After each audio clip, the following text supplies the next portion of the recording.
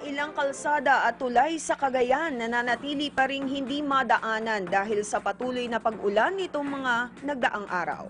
Mula RP Tugigaraw, narito ang report ni April Jane sa Lukon. COVID Radio. Hashtag Laging Handa Radyo Pilipinas Special Coverage. Nananatili pa rin hindi madaanan ang mga problemadong primary at secondary road sections sa bahagi ng Cagayan dahil sa patuloy na pagbuhos ng ulan nitong mga nagdaang araw.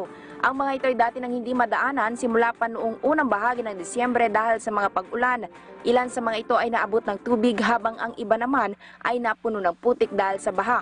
Kabilang dito ang National Road sa kahabaan ng Junction Logac, Lasam, Gagabutan Road at ang Talat Bridge sa bayan ng Rizal. Kasama pa ang ilang kalsada sa lungsod ng Tugigaraw, kabilang narito ang Anafunan Core Shelter Road. Kasama ring hindi madaanan sa lungsod ang Pinakanawan Overflow Bridge.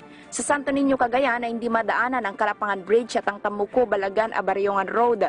Sa Santa Ana naman ay impassable ang Patunungan Road. Sa Lasam, ang Zone 7 Minangan Norte Road ay sarado rin. Sa Amulong naman ay ang Tana, Anabukulan Road at ang Goran Cordoba Bridge. Sa Enrile, ang San Felipe Road at ang Bunagan Bridge. Habang sa Salana, ang Sichi-Ipil Bawan East Road at ang Tulay doon.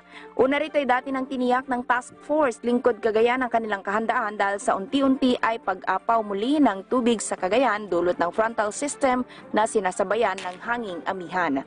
Manipod, Tugigaraw City, 19 April, sa Lukon para iti Radyo Pilipinas.